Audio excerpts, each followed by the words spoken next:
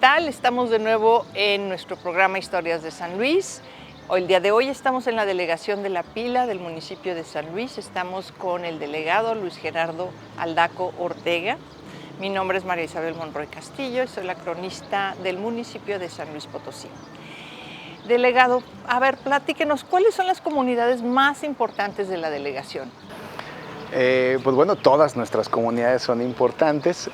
Es decir, bueno, poblacionalmente hablando, sí. numéricamente, tenemos comunidades como la de Arroyos, ¿verdad? Que es una comunidad grande, es decir, puedo decirles nuestra comunidad más grande de la delegación. Posteriormente la comunidad del Jaralito, que platicábamos antes de iniciar la entrevista. Y bueno, ya de ahí la comunidad de Terreros, Cerritos, principalmente. Tenemos algunas otras un poco más pequeñas como la Noria, la Cantera, que son comunidades ya un poco más densas, menos densas poblacionalmente hablando. Sí. Bueno, ustedes tienen parte de la zona industrial dentro de su territorio, según tengo entendido. Así es. Pero las actividades económicas de las principales de las comunidades que conforman la delegación, ¿cuáles son? Pues yo creo que la principal pues es la de la suministro de servicios a las empresas que están instaladas en la zona industrial. O sea, mucho negocio que presta servicios a las empresas, mucho habitante de la delegación trabaja en las empresas de la zona industrial y de las empresas que están instaladas en la propia delegación. Yo creo que es uno de los principales giros. Sin duda alguna, pues tiene una vocación ejidal. Tenemos el ejido de La Pila, el ejido de Terrero Sur, el ejido de Arroyo, de la comunidad de Arroyos, el ejido de Jaralito también. O sea, somos 4 ejidos aquí en nuestra delegación. Y pues no deja de haber también alguna actividad agrícola en cada uno de ellos por su misma vocación, ¿verdad? ¿Y es más agrícola que ganadero o más ganadero que agrícola? Sí, más agrícola que ganadero. Ganadero también tenemos actividad de algunas familias, pero sí menos. Oiga, y de la actividad agrícola que se desarrolla en estos ejidos, ¿es cultivo principalmente de maíz? Maíz principalmente, que es lo que pues nuestra gente cultiva. Muy bien. Y a ver, aquí también la producción de pulque, ¿tienen o no tienen? No, de ese, al menos no registrado como tal aquí en la delegación.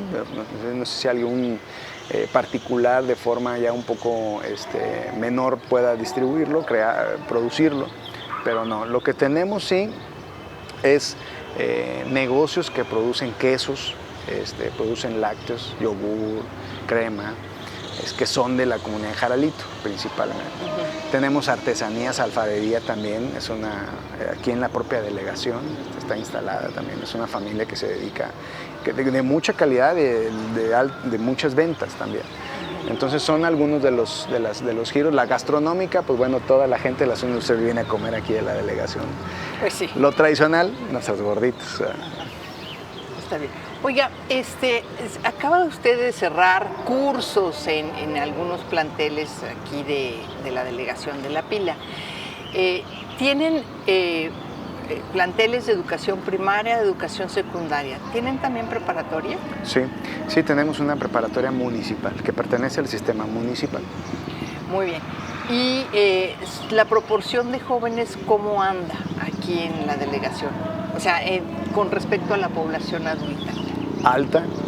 Hay una gran demanda en el caso de media superior, ¿verdad? Porque es alguna de las peticiones de los habitantes de poder gestionar, trabajar para poder traer otras más, para que ellos no se vayan a otras instituciones, ¿verdad? Que no están aquí en la delegación. O sea, es decir, que dentro del propio territorio pueda haber más instituciones de medio superior. Esa es una de las peticiones de los habitantes, pero sí hay una gran cantidad. Vamos a hablar promedio, cada generación de primaria, secundaria son entre 50 y 70 más o menos los que egresan cada año, ¿verdad? Que también pues, buscan el espacio siguiente de media superior. Es un espacio importante. Bueno, y respecto a la preparación técnica, ¿tienen algún plantel donde les puedan impartir educación técnica? Sí, pues bueno, está el Cebeta también, que está aquí sobre la 57, principalmente, que es donde muchos alumnos asisten, al CONALEP también, que también ellos, como usted sabe, su plan de estudios son carreras técnicas, que muchas veces ayuda mucho para los el empleos. Ingreso a las empresas de la zona industrial. Así es. Correcto. Y estas empresas en la zona industrial se instalaron, pues yo creo que no hace mucho, ¿verdad? ¿Y de qué manera se relacionan con la delegación? O sea, sí, ya sé que están instalados aquí, pagan sus impuestos, tienen a mucha de la población trabajando ahí, y ¿qué beneficio le reportan a la delegación? Hay que decirlo, digo, no todas son socialmente responsables, hay unas, la mayor parte de ellas contribuyen, apoyan desde la donación, por ejemplo, la ambulancia que tiene nuestra unidad de protección civil, en su momento la donó la empresa Cummins, que a pesar Cummins no está instalada en la delegación, donaron la ambulancia. Y así recibimos donación de lámparas, juguetes, dulces, para las distintas festividades que tenemos, la remodelación de mobiliario urbano, por ejemplo, también ahí hay el apoyo de las empresas. Hay un trabajo cercano y además muy positivo con las empresas que, al menos con las que sí contribuyen y apoyan. Hay otras que sí de plano no tenemos nosotros partida o presupuesto para apoyo social, por ejemplo. Hay unas que sí te lo dicen, no hay ningún problema. Sí, se respeta. Pero muchas de estas empresas, por lo mismo que tienen muchos trabajadores que son habitantes de la delegación, contribuyen, participan. Muy bien.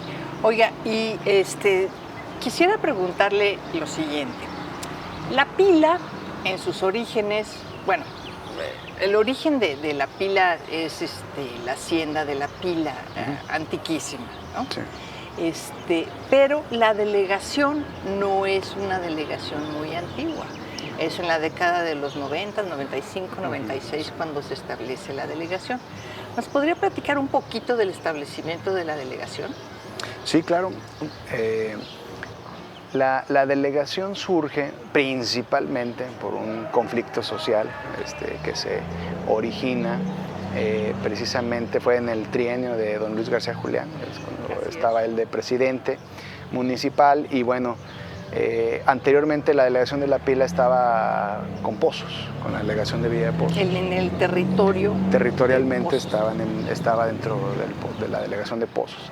Entonces, proponen como delegado a don Juan Arbizu, que es oriundo aquí de la Pila, y pues eso ocasionó problemas con la gente oriunda de Pozos, ¿no? Entonces que no lo dejaban trabajar, tomar protestas, sentarse, trabajar, y al final de ahí se toma la decisión de decir, bueno, pues entonces la gente de La Pila con su delegación, la gente de Pozos con su delegación.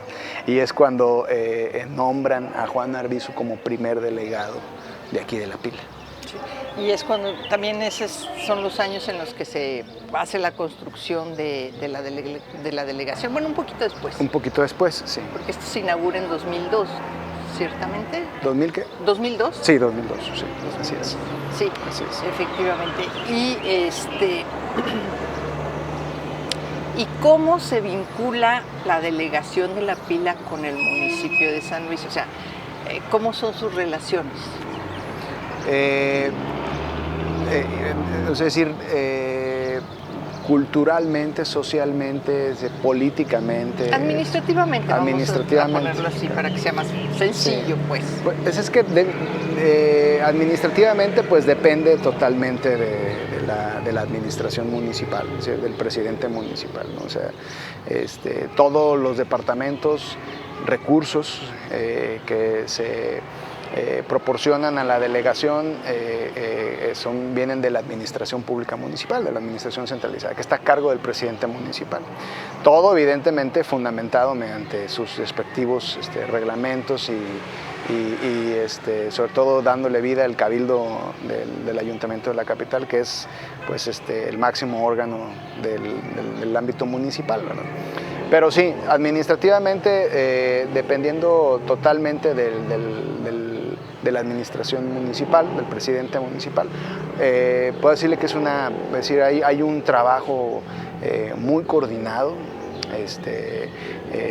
Hay inclusive facultades que se delegan a la delegación para que los habitantes puedan hacer trámites aquí, es decir, no se tengan que trasladar hasta la unidad administrativa municipal, sino que aquí mismo en la delegación puedan hacer trámites referentes a cada uno de los servicios que tiene el municipio, desde catastro, licencias, impagos de predial, en fin, todo lo que tiene que ver. Hay algunos otros trámites que por su naturaleza de importancia tienen que hacerse en la unidad administrativa municipal, sí, ¿verdad? Pero administrativamente hoy, al día de hoy, es decir, como es como un bracito, ¿verdad? de la administración pública, sí. Una presidencia chiquita, vamos a llamarlo así. La delegación tiene que tener los mismos departamentos que tiene toda la administración pública, por la misma naturaleza de los servicios públicos que se brindan a los ciudadanos, a los habitantes de aquí de la delegación. Bueno, está bien, pues vamos a un corte y regresamos.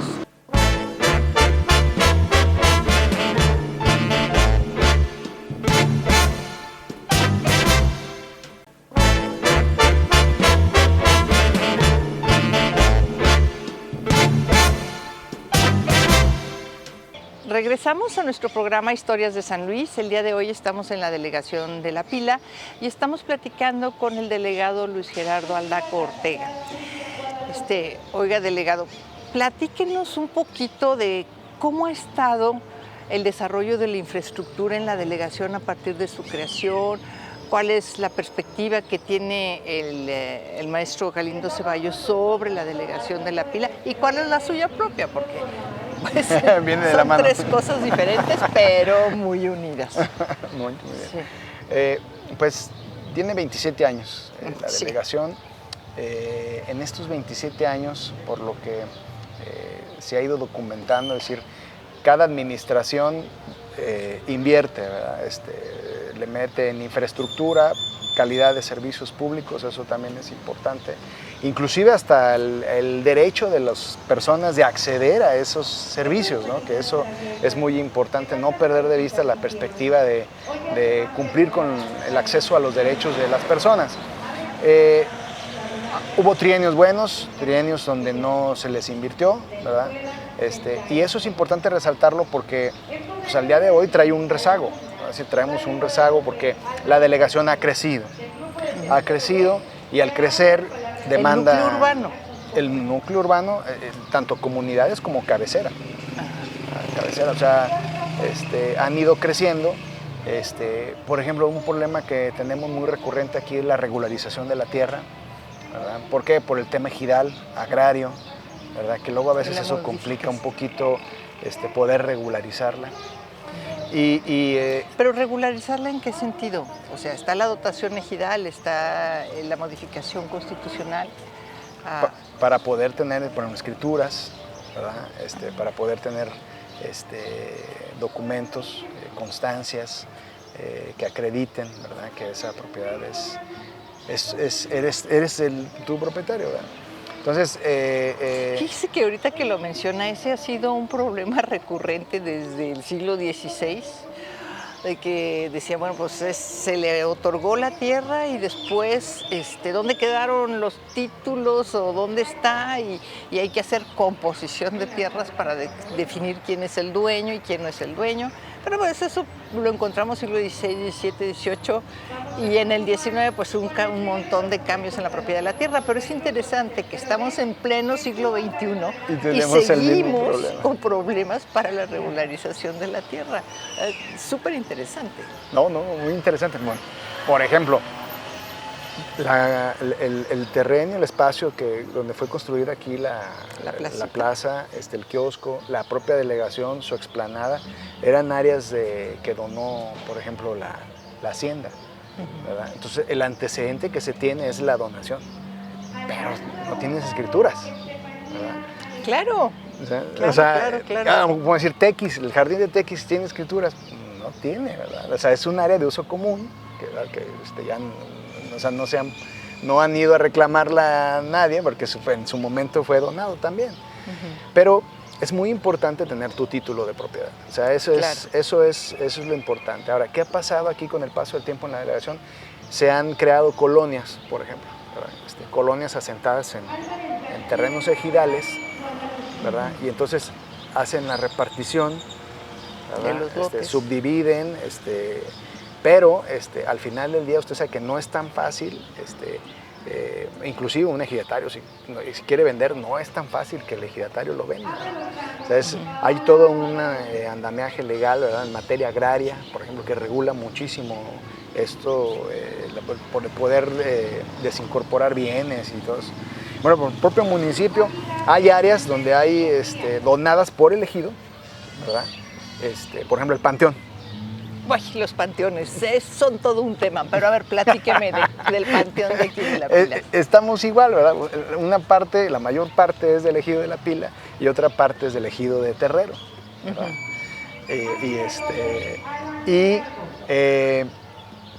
O sea, ya donó, ¿verdad? Ya está el acta giral y todo, bueno, tienes que ir a hacer el trámite al registro agrario, al tribunal agrario, para poder, y después del registro y todo el trámite allá, hacer el trámite para incorporarlo como bien, ¿verdad? Bueno, entonces el panteón hoy no tiene nada de eso. Pero no es el único. Sí. Inclusive el Panteón del Saucito en su momento presentó más o menos el mismo problema, porque fue una donación. Y después para definir la propiedad. Hubo problemas. Sí. Y bueno, todo eso luego al final del día, como son bienes municipales, pues la auditoría, o sea, las cuentas públicas y en la auditoría son observaciones recurrentes, ¿verdad? Que tienen que regularizar los bienes municipales. Pero bueno, ese es el caso de la autoridad. En el caso de las personas, de los habitantes, cuando adquieren un predio, algún bien, ahí es donde entras en conflicto. Y entonces eso trae como consecuencia la municipalización. O sea, la municipalización para poder prestarle el servicio público. Claro. Alumbrado, pavimentación, drenaje, agua potable.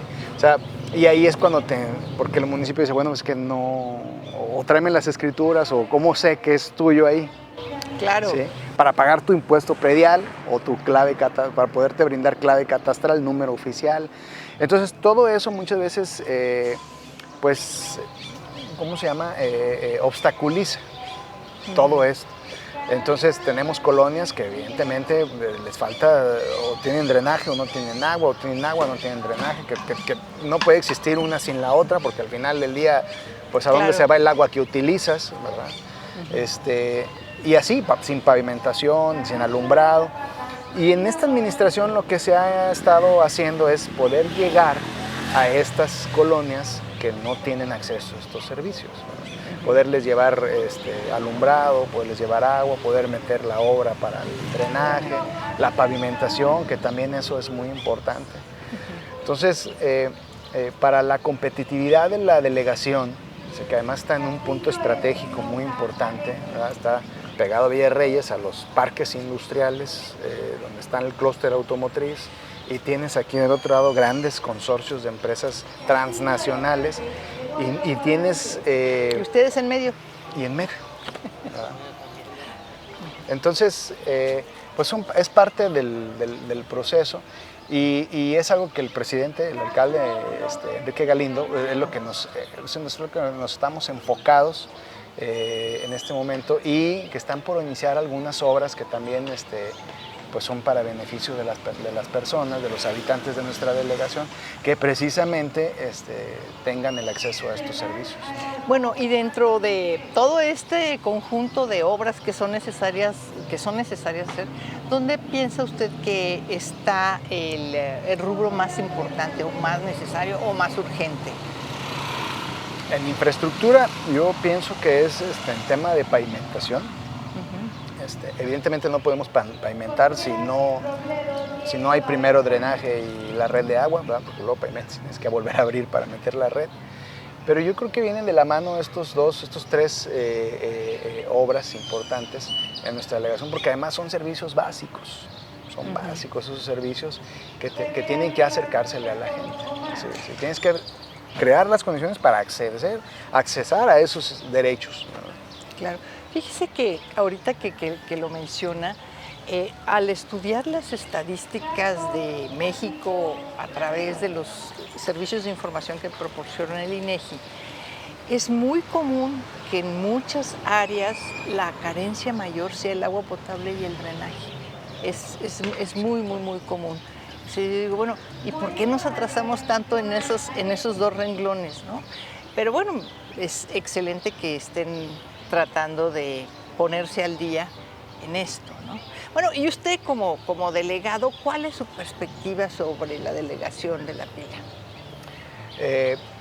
Yo creo que es muy importante poder precisamente combatir esos grandes rezagos.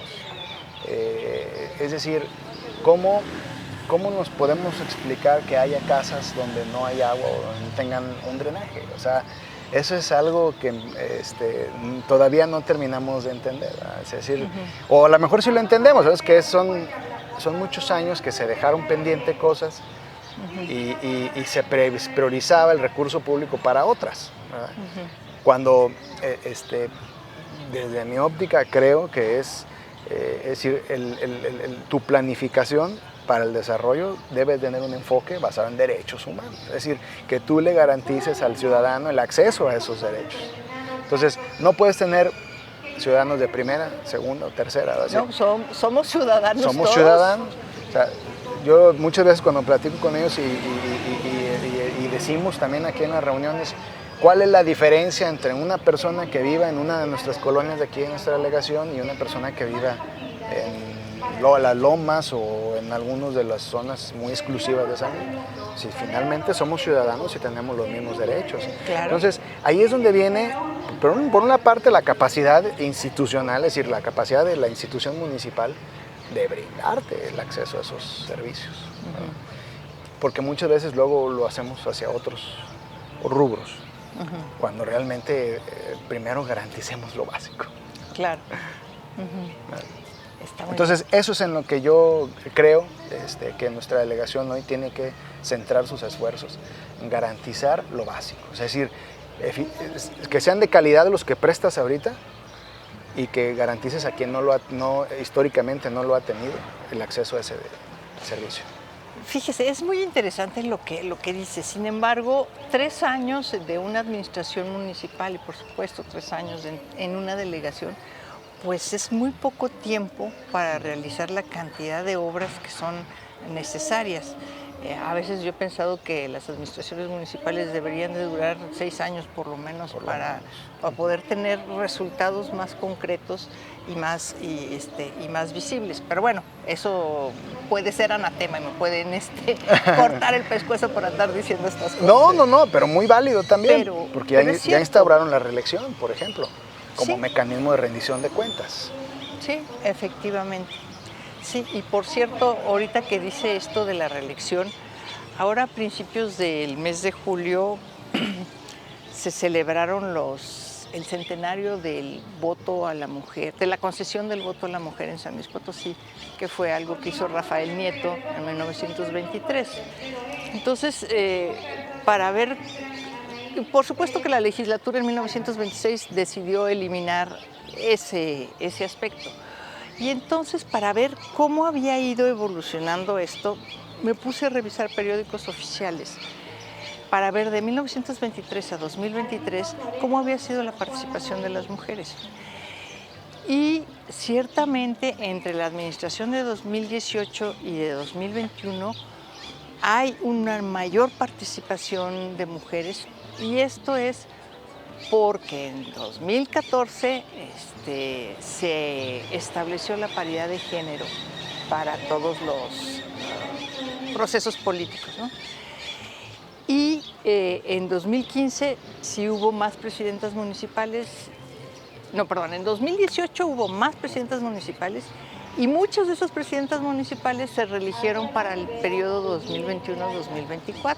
Entonces no deja de ser un fenómeno muy interesante. Ahora, bueno, eso respecto a las presidentas municipales, pero en cuanto a los presidentes municipales, a mí me parece que es también una excelente opción para la ciudadanía, para los municipios y para la persona que está desempeñando el cargo y todo su equipo, porque entonces permite proyectos de un mayor largo aliento, ¿no? Sí, continuidad de programas, de proyectos, la curva de aprendizaje que muchas veces el funcionariado tiene, es decir, el primer año aprendes echando a perder, ¿no? Digo, lo que malamente se escucha y se ve en muchas administraciones públicas, no solamente municipal, ¿verdad? Pero en el caso local, pues el primer año, luego el segundo año, y cuando ya le vas entendiendo, o sea, si ya agarraste que, sí, esto funciona así y podemos bajar recursos de aquí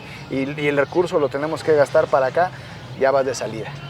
Sí, así es. Y entonces hoy ya con la reelección pues puedes darle continuidad a programas. Y hacer una mejor planeación. Y tienes administraciones de 6 años. Hay varios municipios que se reeligieron de hombres y mujeres.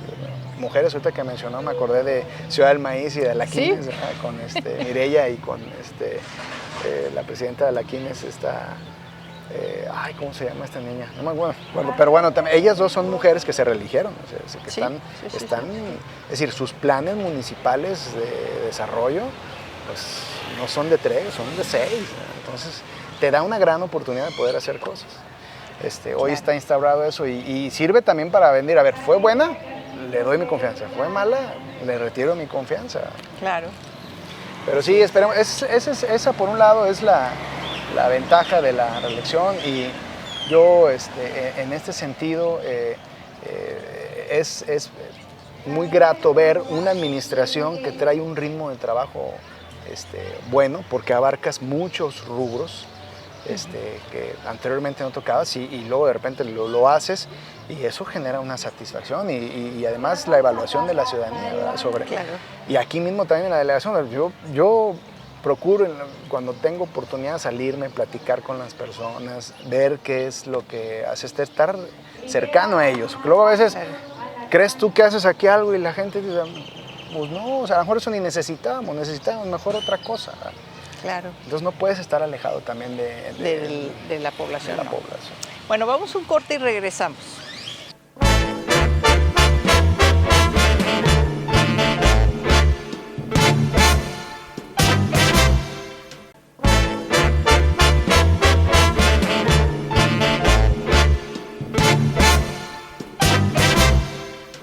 Regresamos a nuestro programa Historias de San Luis. El día de hoy estamos en la delegación de La Pila. Estamos platicando con el delegado de La Pila, Luis Gerardo Aldaco Ortega. Oiga, delegado, veníamos platicando sobre el recurso hídrico que tiene la delegación de La Pila. Ya ve que ahorita hay muchos municipios y muchas personas que andan sufriendo por falta de agua. ¿Cómo está ese asunto aquí en La Pila? Pues afortunadamente nuestra delegación hoy no tenemos una crisis de ese tipo, ¿no? Tenemos lo que hablábamos de colonias que son nuevas, que no tienen red, que hay que llevarles, porque aquí de la delegación les llevamos con pipas agua a ellos. Pero como tal, nuestra red hoy está abastecida, tenemos tenemos un pozo que abastece a la cabecera, pero tenemos otro pozo nuevo que se está poniendo a disposición de Interapas, que ese va a ayudar a la presión actual de la red, ¿verdad? Que va a venir a fortalecer para que llegue a otros lugares, ¿verdad? Porque hay zonas altas o otras zonas en las que no llega el agua. Bueno, pues con estos se va a lograr que se lleguen de mejor forma, pero contamos con la infraestructura para poderles dar. Pues vaya, qué afortunados, porque el alcalde Galindo Ceballos anda muy preocupado por todo lo que está pasando en la zona metropolitana de San Luis Potosí. Y fíjese que antes de llegar aquí estaba hablando con el cronista de Villa de Arriaga y ahí están realmente en una situación muy crítica por falta de agua. Y sobre todo porque es gente que vive de la ganadería. Entonces, pues están en una situación muy... Y la sequía, muy, que también. Muy triste. ¿También? Así es. Sí, tenemos una sequía hoy como nunca antes la habíamos visto. Como hacía muchos años no se veía. Muchos años, sí. Ahora vamos a conversar un poco con don Matías Rosas Ávila, es habitante de esta delegación y nos puede platicar un poco sobre la historia de la delegación. Don Matías, muchas gracias por acceder a platicar con nosotros. Y ahora, a ver, platíquenos. Bueno, la pila, ¿verdad? Fue creada, fue refundada, ¿verdad? En el 1615 por don Juan Ruiz de Zavala, ¿verdad? Pero hay antecedentes que lamentablemente se perdieron, ¿verdad? En la cual, al parecer, la pila es más antigua, puesto que sí. Tenemos por ahí el anterior dueño de la pila fue el general Pedro, no recuerdo el apellido, bueno, no pero importa. que tuvo una hacienda un poquito más hacia el oriente, hacia el sureste. Dicha hacienda pues estuvo en pie hasta por los años, ¿qué sería? Los años 60, ¿verdad? Puesto que esta hacienda es nueva, ¿verdad? Por ahí fue parte fundamental de la creación de la pila. Por ahí en 1595. Más o menos Sí. esa es la fecha. O sea, las últimas 2 décadas del siglo XVI es la fecha de la fundación de muchas de las haciendas que están alrededor de lo que fue el pueblo de San Luis Potosí. Sí. Entonces, sí está perfectamente bien localizado. Y ahora, a ver, platíquenos, ¿qué se hacía en la hacienda de la pila? En la hacienda de la pila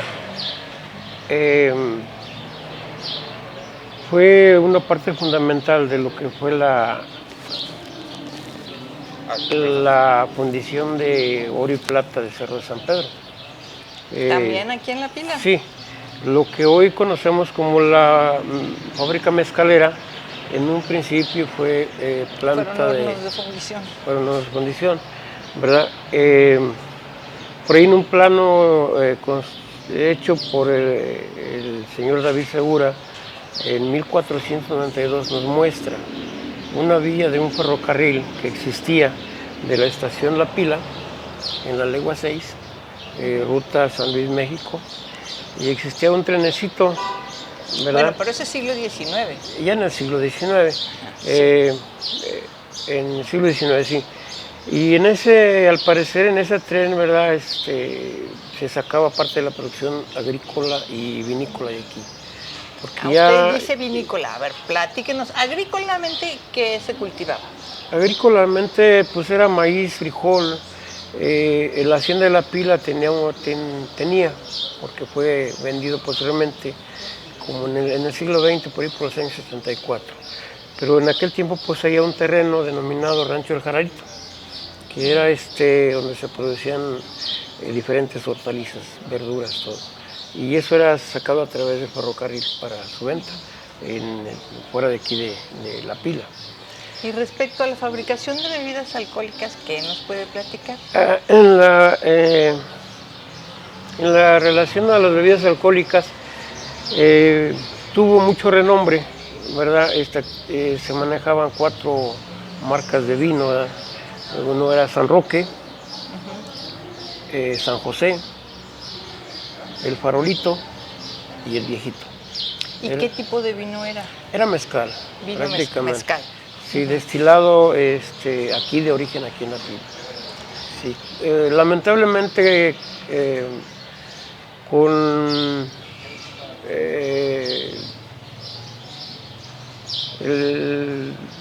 ¿cómo le diré? Con la creación de los ejidos, ¿sí? Que se elimina la parte de la hacienda para dar paso a la nueva reforma agraria, ¿verdad? Pues se deja de producir, se deja de sembrar el agave mezcalero, que era el que se sembraba aquí, se deja de producir, y esto viene a dar como consecuencia que baja la producción de mezcal. Posteriormente, eso fue como el año 66, volvieron a intentar hacer, pero aguardiente con dulce de piloncillo traído de la Huasteca Potosina. Estuvieron así 2 años, ¿verdad? Pero pues no resultó el negocio.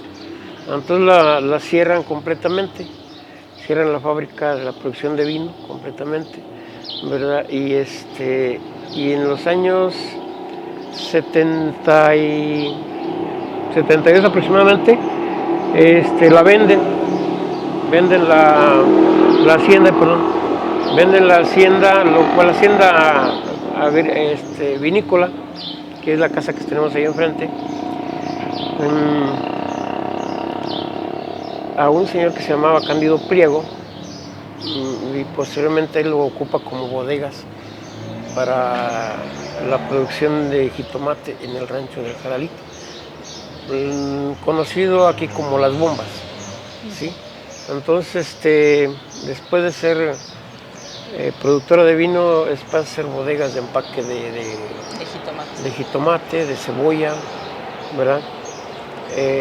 Y posteriormente ya se cierra ahí como en los años 84 más o menos. ¿Y en el Jaralito ya no se produce jitomate y hortalizas? Sí se sigue produciendo. Actualmente el dueño es don Jorge Gocher, ¿verdad? Él sigue produciendo por ahí, pero en una escala menor. Le estoy comentando una escala menor que es aproximadamente como el 15% de lo que producía. En los años que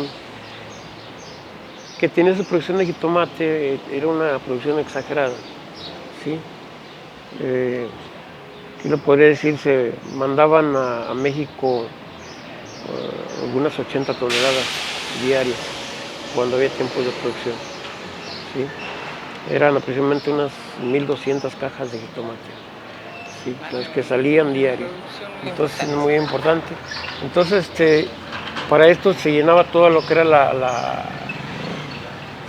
fábrica de vino de gente productiva, produciendo, generando empleos, con muchas empresas aquí. Venía gente del estado de Morelos, ¿verdad? A hacer producir aquí la tierra, ¿sí? Y lamentablemente pues se perdió, se vendió la hacienda después, la hacienda productora de vino, de oro, plata, y actualmente pues es parte de una residencia de los señores Arvizo, ¿verdad? Pero sí, la pila fue muy productiva, tiene muchos aspectos la pila, no es solamente vista desde el lado como hacienda, como un lugar nada más de que se le nombre la pila por ser. Por una parte fue paso obligado de las principales autoridades del momento de la guerra de leyes de reforma, las leyes de Benito Juárez. Fue paso obligado de lo que fue a la Virgen de Guadalupe, que está actualmente en la Basílica, ya que la primera Virgen es que está en el camino que va hacia la Ciudad de México. Entonces, esto hace que la gente que transita hacia el norte tiene que pasar por aquí. Sí, tenemos tenemos los que nos llama atención la historia. Tenemos por ahí la fecha en que pernoctó aquí Benito Juárez, sí, en su paso hacia el norte, ¿sí? Aquí pernoctó, la Virgen de Guadalupe. Aquí ¿cómo diré? Se formaron los famosos dragones de... Bueno, aquí de fue la donde guerra, Calleja todo, sí. formó su ejército para ir a ejército. pelear contra los insurgentes, ¿no? Sí, Sí. aquí entonces fue parte de una conjura también. Bueno, en aquel tiempo la pila formó parte de una conjura que la gente de San Luis, pues, quien le gusta y ama la historia, pues la han de conocer, con el fraile Otaegui, ¿verdad? En un principio. Y los que conocemos un poquito, pues sabemos todo el proceso de esa conjura. Lo que nos habla de una guerra, una encarnizada pelea que hubo aquí en frente de la hacienda, ¿verdad? Estamos en el corredor donde se dice que Calleja, pues, lloró, ¿verdad? Por ser derrotado aquí. Y eso, ¿verdad? Pues digo, para los que nos gusta esto, pues estamos orgullosos de eso. Y lo defendemos, sí, porque pues, es parte de Por nosotros supuesto, mismos. es parte de nuestro patrimonio. Sí. Don Matías, pues muchísimas gracias por platicar con nosotros. Vamos a un corte y regresamos. Ok. Gracias.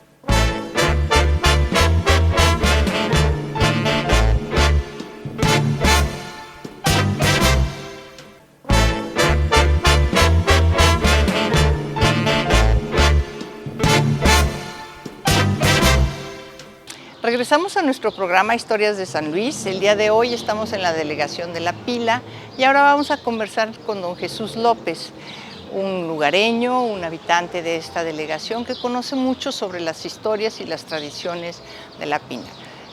Don Jesús, muchas gracias por aceptar platicar con nosotros. A mí me gustaría mucho si puede compartir con nuestro público televidente cuáles son las celebraciones más importantes que hay en La Pila. Bien, la fiesta tradicional, la patronal, digamos, es el 8 de septiembre, que está por ahí, por llegar aquí en la iglesia de la Inmaculada Concepción.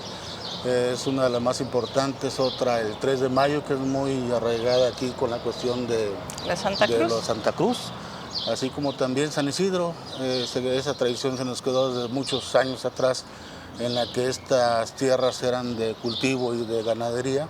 En la actualidad, pues ya la actividad más importante pues es la de industrial, ya los cultivos, pues, pero ahí se quedó la iglesia, la imagen. A ver, ¿a usted le tocó esta transición entre la época donde todavía había una economía basada en la agricultura y la ganadería cómo no. y cuando empieza a ser ya industrial? Más industrial, sí. ¿Qué cambios ha notado usted a partir de esa modificación? Ha habido mucha mejora en la cuestión de ingreso económico para las familias y ha sido un detonante muy importante. La tradición de la ganadería y agricultura era muy arraigada, pero a la vez era muy de mucho trabajo. La gente en aquel tiempo araba con bueyes, no había tractores, no había maquinaria que llevara a cabo esta actividad. Y ya con el cambio de la actividad industrial, pues los jóvenes, los muchachos de la delegación, pues ya dejaron de lado esa actividad que antes la llevaban a cabo sus padres, sus abuelos, pero sí ha habido una transición de mejora social y económica en la región aquí de la delegación, y ha sido muy importante. Don Jesús, lo interrumpí porque estábamos hablando de las fiestas. Sí, entonces, sí.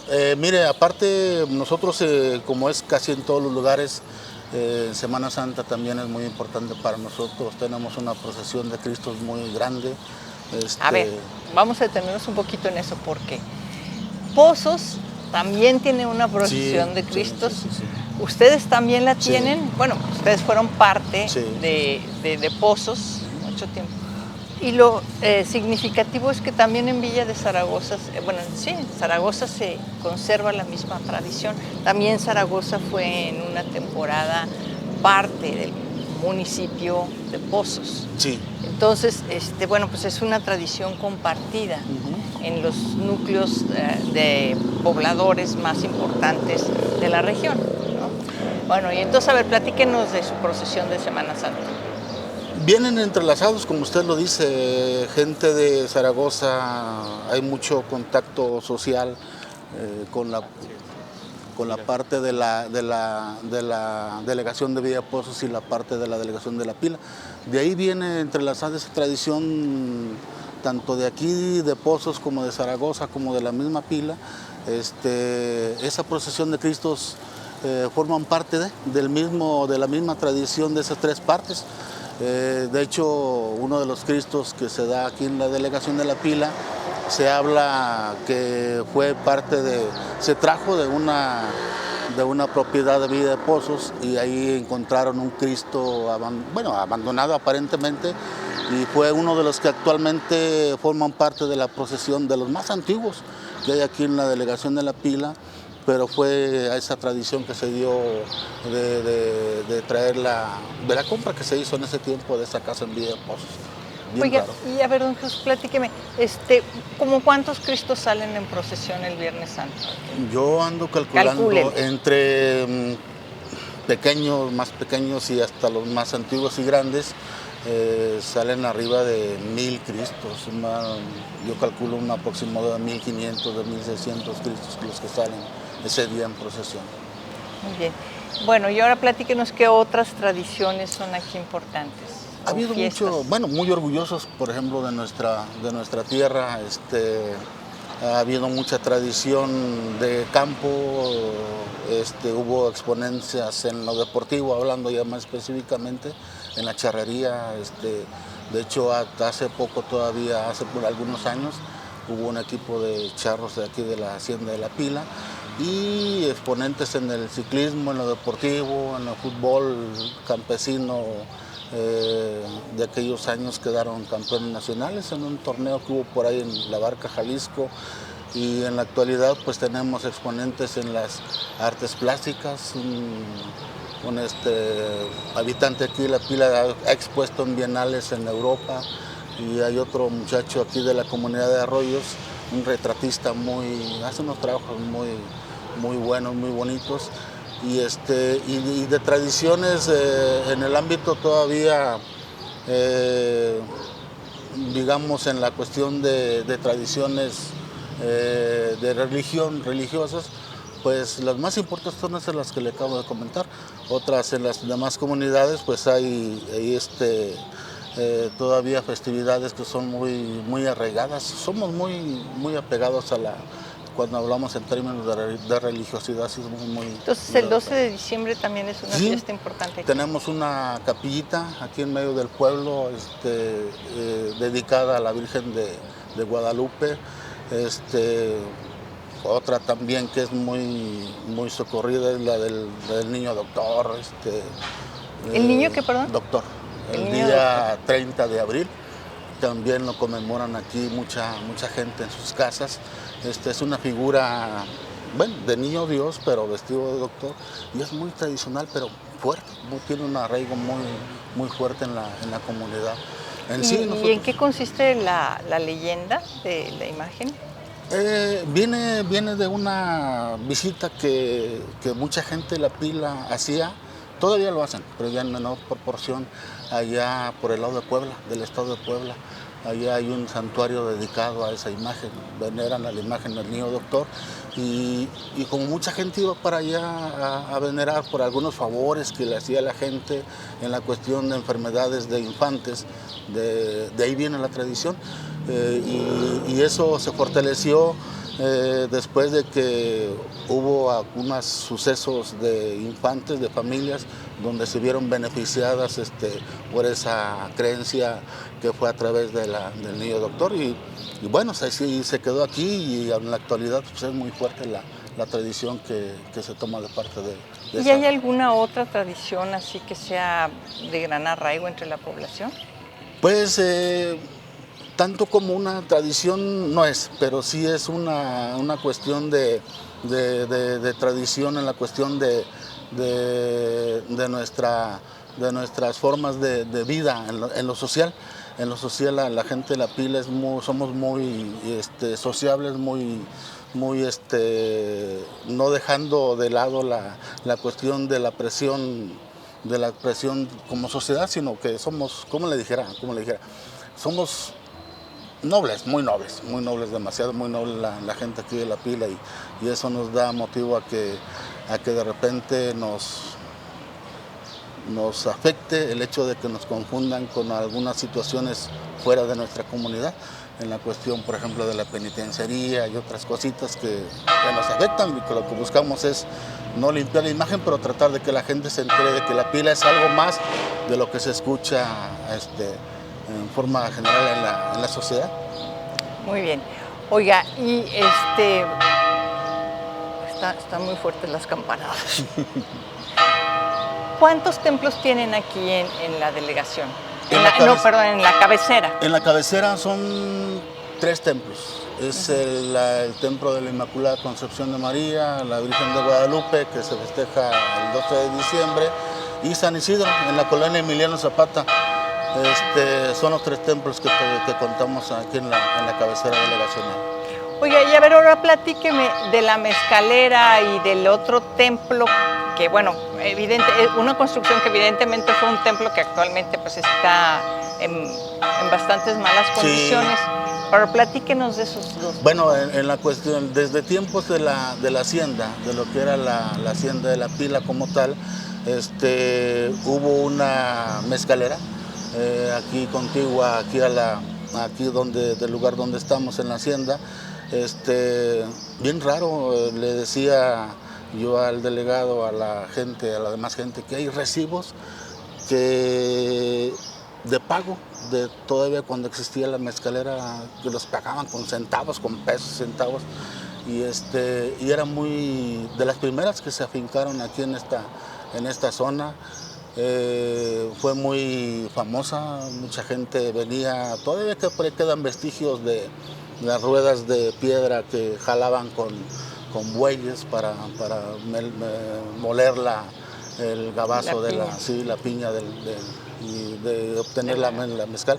Sí, fue muy tradicional en esos tiempos, todavía me alcanzó verla en funcionamiento, y era muy famoso el mezcalito aquí de la Pila, se llamaba como tal, mezcalera La Pila, y sí era tenía muy buena calidad. ¿Y cuándo dejó de producirse? Hace 40 años yo creo que dejó de producir ya la mezcalera como tal, pero sí era muy atractiva para poderla sacar. No, está muy bien. Bueno, ¿y qué otra, vamos a decir, aspecto encuentra usted en la vida cotidiana de La Pila que sea atractivo para otras personas? Bueno, la gastronomía. Somos muy afectos a tener buen gusto por la gastronomía. Hacemos muy buenos pozoles, muy buenos moles, en venta muy buenas gorditas. Tenemos en épocas de Semana Santa se hacen algunos dulces tradicionales, y algunas otras cositas que sí nos hablan bien de lo que somos como delegación de La Pila, y pues una invitación para cuando nuestros visitantes lleguen y degusten esas delicias gastronómicas, porque sí somos muy buenos para hacerlas. Muy bien, pues don Jesús, le agradezco mucho su conversación, y pues acá, nuestro público televidente seguramente también estará muy agradecidos por todo lo que visita y por conocer la delegación como tal. Y con esto cerramos el programa de hoy de Historias de San Luis.